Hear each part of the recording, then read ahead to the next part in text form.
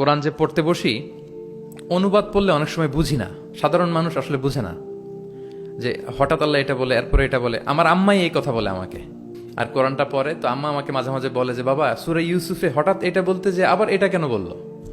তো উনি তো আর আমাদের মতো সিস্টেমেটিক অর্ডারে ওস্তাদের সামনে বসে পড়ে পড়ে তো আর আসে নাই, সো ওনাকে কেউ ধরাই দিতে হবে। ওই ধরিয়ে দেওয়ার কাজটা আমরা অনেকটা এক নজর কোরআনে করেছি।